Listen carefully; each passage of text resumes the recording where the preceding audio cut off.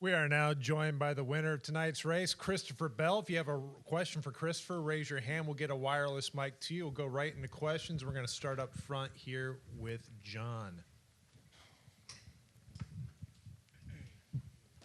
John Newby Fanbuzz, I have two quick questions for you. So first off, obviously it's been almost a decade since your last truck win. So how does that feel? That's crazy. That's crazy. But honestly, it's more about the team than it is about me. Like, this is my hobby. Running truck races is my hobby. It's not my day job.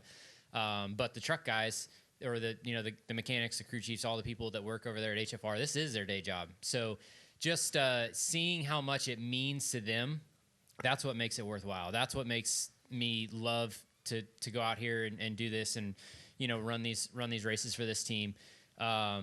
And this was our first win together, but after seeing Watkins Glen and how close we got, and then, seeing just being around the team and going to Darlington, a couple weeks ago, and then Bristol, like it's about them. And I'm just so proud to be able to deliver, what they expect and work so hard to get. So just really proud of the team, and it's all about them, not about me. Well, you already kind of partially answered my second question, but I was curious if you'd tell me a little more about that relationship, because they definitely sounded a little choked up over the radio when they were congratulating you on the win. Yeah, I mean, it's just those guys, they work really, really hard. Everybody works hard, to go out there and do this, but they put their heart and soul into this, and to get rewarded like that is, it means a lot to them, and that's what it's all about. That's what makes this worth it. So it's whenever I got the call to drive for Stu last year at Watkins Glen when he got hurt, it really opened my eyes to see like how much this group cares and loves the sport. And I think I was in the truck series whenever HFR came into the truck series. Like, I remember Stewart showing up in this Hallmark Friesen racing team, and I've seen them literally build it from the ground up and to what they've become. So whenever I ran at Watkins Glen, I saw the potential that it had in it, and I'm glad that we finally got some fruit of their labor with a win. Go to Bob, Jordan, Zach, then Matt. Bob Hockers, Fox Sports. Is there anything you can tell about how tires will react in Cup after tonight, even though it's a different tire? Yeah, there's absolutely no way anybody will be able to tell. It's been so bizarre the last couple of races here with the Cup tire that even practice, I don't think, is going to be an indication of what's going to happen in the race. But I will say the temperature being elevated, I think it should make it a normal Bristol race where it takes rubber, it rubbers in, and we move around and run different lanes and don't have tire failures. But certainly, the truck races, the Xfinity cars, though, that whatever it is, the 10-inch tire, I don't even know, the whatever the tire that we're on, it hasn't related to the Cup tire in the past, and I would not expect it to relate to the Cup tire again this week. But with the temperature being elevated on Sunday, I think that I would expect the track to rubber in and not have tire failures. And so was today just all track position? It was all track position, yeah. Your truck just didn't magically get better? Okay. No. I got the lead. We'll go to Jordan, the Zach, and then the Matt. Jordan Bianchi, the Athletic. Kind of following up on that, do they even need to treat the track anymore? Or is it just to a point where you just let it be and just kind of let unfold naturally? Yeah, it's so tough because if they don't treat the track, it's all about the run length. And if you don't treat the track, at some point it's going to go single file to the top. And then if the run gets long enough with the track treated, it turns out to be a pretty good race. Having a top and a bottom, you have different lanes. If you don't treat the track and that goes long, then you're going to run single file around the top. If you treat the track and you get a bunch of short runs like we did tonight, it's going to be a choo-choo train around the bottom. So the truck race probably doesn't need track treatment just because the run lengths are shorter. There's typically a lot more yellows. I do think that the track would probably race a little bit better without the traction compound in the truck race. But the Cup race, I think it normally turns out really good because we have longer green flag runs. The top will rubber in quicker, and then we'll have 2 lanes. But certainly tonight, we never had 2 lanes. We had it was just a choo-choo train, and it made it very, very difficult to pass. Bob asked about track position. The start of the race, the first stage, we had I think 1 or 2 yellows and a couple 30 laps run, and the track never rubbers in at all. Like, I didn't make a single pass. I don't think anybody really made a pass with the traction compound being so sticky on the bottom. So it's very difficult to race whenever it's single file like that. We'll go to Zach, then to Matt, then to Claire. Zach Sternio, NASCAR.com, all the way on your left, Christopher. There's obviously a real mental part in racing as well, and so coming in here, getting the win tonight, I feel like on the Cup Series side, it's been a decent start for you guys, but maybe not to the standard that you guys have set for yourselves. Can a win tonight do anything for your mentals coming out of the Cup Series off weekend and propelling you guys forward? I don't think so. It's just enjoyable. It's really fun, and like I said, I enjoy it. I love racing, and it just makes me so incredibly happy to see how much it means to this group and to see them go to victory lane and see them experience, winning like they did. That's what makes it worth it for me. Matt, then to Claire, then to Lee. Matt Weaver, motorsport.com. To your point about how maybe they just shouldn't need to spray it down before the truck race and maybe for the rest of the weekend do whatever. And recognizing that each division probably requires something different of Definitely. this. Yeah. Do you have enough of a sample size for what you think the best approach should be? Is what they're doing now largely fine, or do you think there's a better way to apply it each year? I think it works really well for the Cup race. I do. They have migrated to a little bit narrower spray. Before, at one time it was a whole car length of spray on the traction compound, and now we've gotten down to where it's just half a car, which I think was a huge improvement to make it a little bit more difficult to run. You have to be more precise with your car placement, hit your marks better. And the Cup race normally turns out to be really good, where you have 2 lanes. You can move around, you can make passes, you can get out of the dirty air because there's multiple places to go. But yes, certainly the truck race is very, very difficult with the fresh traction compound spray, and it just doesn't get a chance to widen out with the short runs that the truck race has. So I think, it works really good for the Cup race, and the Xfinity race is a little bit less, and then the truck race it probably would be better off without traction compound. With the 750 spacer, I think the evolving narrative this year has been, we think a race is going to go a certain way, and it just goes something different. What is the expectation for Sunday with that, and does it really matter? Because it seems like we always get something different anyway.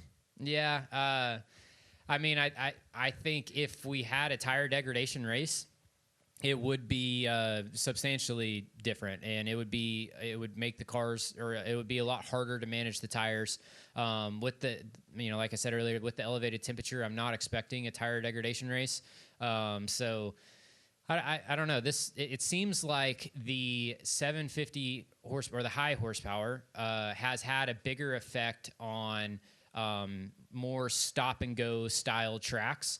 Where Bristol is very much a momentum style track. So I would think that it would be a little bit less of a change here. But we do have, way less downforce on the car with the aero change this year. So regardless, I think going more horsepower, less downforce is going to be in the right direction to improving the racing product, no matter what the track and tires do. So I'm thankful for it. I'm excited about the changes. I'm always going to sit here and say we need more. But I think it's a step in the right direction. Claire B. Lang, Dialed In Journal. I talked to a truck driver tonight after the race, and he was for the Cup drivers being in the show. And I thought it was very respectful how you came in and talked about it being your part-time job, and very respectful to the series. He said, but one thing is, I've really got to get points. I really have to race a certain way where these Cup drivers can come in and they can throw haymakers and they have nothing to lose. Did you race any differently knowing that with the respect that you had for the series, obviously you wanted to win the race, but would you have raced any differently knowing that it is your part-time job? Well, I think hopefully everybody in the industry knows my style and who I am as a racer. And I try and race respectfully, whether it's in the Cup Series on Sunday or a local go-kart race. But I think certainly whenever you run a different series than what you're competing in points in, it is super important to not put anybody in vulnerable positions. And tonight I don't know that I had the opportunity to make an egregious move. So, but typically I race respectfully and hard. I race hard, but I don't know. I guess I answered that. Well, thanks for answering the question because you're not a haymaker Jimmy thrower. was yelling at me, though. Yeah. Jimmy's over there. You better take, buddy. You better be aggressive. Like, Jimmy, I got this, homie. But do you think the 7 Cup drivers in the show changed the dynamic of the race at all? I mean, it didn't seem like it. Eckes led the majority of the race, and none of the Cup drivers really dominated the show by any means. I don't know. I don't think that I think we race hard, and the truck drivers are doing a good job showing their skill level, and you need Cup drivers in the Truck Series and in the Xfinity or O'Reilly Series to give those guys a barometer. And so I love that there were a bunch of Cup guys out there. Thank you. Go next to Lee. Lee Spencer, Sirius XM NASCAR Radio and CatchFence.com. You have raced 6 times in the last 4 years, and I guess what I'm asking is, since you stopped racing full-time in trucks in 2017, and you've raced twice this year, how have you seen the performance of the regulars in the Truck Series elevate since you ran here full-time? I don't know. I mean, it obviously changes. Some of the drivers are the same. Some of them are new, but I think they're holding their own for sure. And the Truck Series is super strong right now as far as race teams and drivers bringing really competitive equipment and good drivers to the racetrack. And I don't know that it's really that much different than whenever I was in the field. But I certainly love seeing more Cup guys, more established drivers setting the bar for the younger guys coming up. Trenton? Christopher Trenton with FrontStretch.com. I talked to Stewart a little bit afterwards, and like you said earlier, that team and him being so elated to win this race with you. What does it mean for you as a driver for him to trust you to do that with the equipment, to perform and to win races for him? Yeah, I mean that means everything. Like that first phone call I got in August of last year to go run Watkins Glen, it meant the world to me, and it just I'm honored to be driving for such an incredible, hardworking, dedicated, just passionate group. I talk about this being their day job, right? Like, this is their day job, the HFR guys, and this is not my day job. But on top of it being their day job, like, they're very passionate about it, and it's much more than a job. It's their life. It's they pour their heart and soul into this. Like, it's not just a paycheck, So, it made my heart happy to see how much it meant to all the guys out there. Any additional questions for Christopher? Go back to Lee.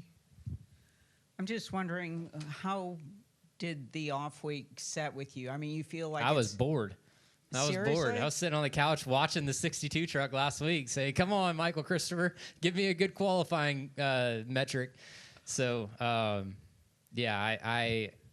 off week just came early. It seemed like it came really early in the season, where sometimes I really look forward to the off week, but not after 7 races. So it I just was bored. seems like you have been on the verge of getting your mojo going in the Cup Series, and you're missing just something. We are missing something, and just something little though to get that win. And have you had time to contemplate that? Have you figured it out? Yeah, I mean, we haven't. We have the same group, same people, same process, same equipment that we did when we won 3 races in a row last year, and that Tyler Reddick has and won whatever 4 out of the first 5 or whatever it was. So we have all of the resources. It's just, we're just kind of swimming up creek a little bit. And, I think had that yellow flag not come out at Phoenix and I won the race, we'd be sitting here talking about how great of a season I've had. But the yellow flag did come out at Phoenix and I didn't win the race. And now it's just a mediocre season. So, we're certainly, it just isn't clicking right now on the Cup side. It feels like it's really close to clicking, but we're still striving to be where we need to be and want to be. Well, Christopher, congratulations on the win tonight. Good luck the rest of the weekend. Thank you, Jimmy.